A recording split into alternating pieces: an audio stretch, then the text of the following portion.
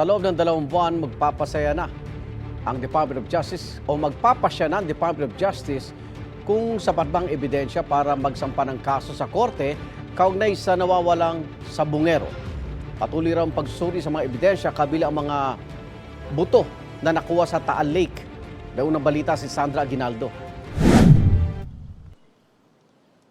Patong-patong na reklamo gaya ng multiple counts of murder, kidnapping at serious illegal detention ang isinampa laban sa 62 respondents kaugnay sa pagkawala ng mahigit 30 sabungero. At sa loob ng 60 araw, dedesisyon na ang mga ito ng Department of Justice o DOJ. The panel declared that the preliminary investigation is already submitted for resolution. That is after the complainant manifested that they are not filing a reply to the counter affidavits of the respondents. Pag-aaralan ng DOJ kung sapat ang lahat ng ebidensyang isinumite sa kanila para magsampa ng kaso sa korte. Kampante naman daw mga pamilya ng mga nawawalang sabungero. Ang laki po ng pag-asa namin na makakamit na namin yung justisya pagdating po sa resolution. Sana po pumabor sa amin, magkaroon na po ng warrant. Nag-usap-usap na po kami mga na this time, meron na kaming witness na talagang walang magpapareglo. Kabilang sa mga respondent ang whistleblower na si Julie Dondon Patidongan. Umaasa siyang magiging testigo sa mga kaso kapag naisampa na ito sa korte. Mag-aantay na lang tayo ng desisyon ng Department of Justice. Siguro makakamit na ang hustisya ng mga pamilya na nawawalan. Wala naman sa preliminary investigation ang negosyanteng si Atong Ang na itinurong mastermind.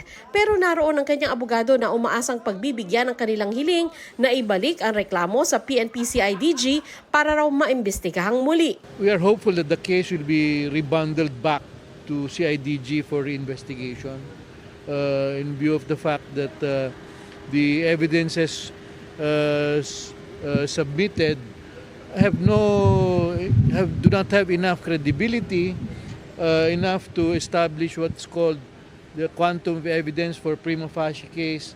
Iaapila naman ng kampo ni Atong ang pagbasura ng Mandaluyong Prosecutor's Office sa mga reklamong attempted robbery with intimidation of person, grave coercion, grave threats at slander na isinampa ng negosyante laban kay Patidongan at isa pang respondent na si Alan Bantiles. Base sa resolusyon ng Mandaluyong Prosecutor's Office, walang sapat na ebidensya para isakdal ang dalawa.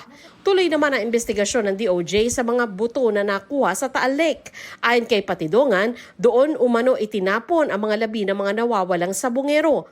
Kung magmamatch ito sa DNA ng mga kaanak ng biktima, makadaragdag daw ito sa kanilang ebidensya. Total number of bones recovered and submitted for examination is at the number 981. Okay? This includes 3 sets of human remains from the cemetery consisting of 264 bones. If the assessment by the panel of prosecutors is that there is sufficient evidence to proceed to trial, given what we have on hand, there will be no need to look into the DNA evidence or to wait for the results of the DNA examination. Ito ang unang balita. Sandra Aguinaldo para sa GMA Integrated News. Igan, mauna ka sa mga balita, mag-subscribe na sa GMA Integrated News sa YouTube para sa iba't ibang ulat sa ating bansa.